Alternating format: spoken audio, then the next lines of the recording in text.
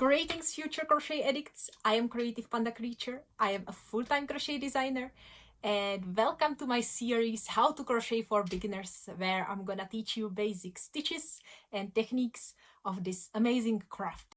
In this video, I'm gonna show you how to crochet in a circle. You can use any of the stitches to do this, and I will show you how to connect the last stitches together in a circle. Let's start with chain of 5. So 1, 2, 3, 4, 5.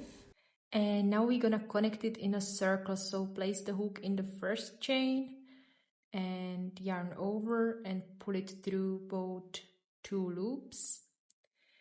And now we're gonna crochet in the circle. So let's start with double crochets. We're gonna make chain of 3 instead of first double crochet.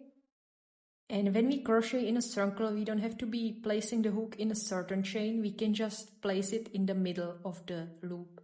So we can place all the stitches over there. So let's finish our double crochet. And let's make another run.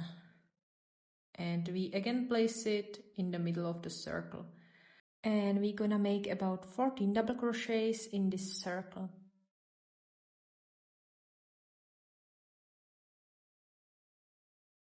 So this is the last one, and now we're gonna connect the last double crochet with the third chain of 3, and we're gonna place our hook in the third chain of those 3 chains and yarn over, and we pull the working yarn through both the loops. And that's how we connect the last stitch and first stitch in a circle. Now I'm gonna start another round of half double crochets. So I'm gonna make chain of 2 instead of first half double crochet. And I'm gonna place another half double crochet in the same stitch, so in the chain of 3.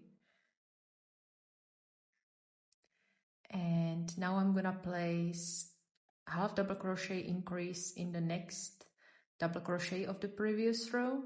So place 2 half double crochets in one and continue the same way all around till the end of this round.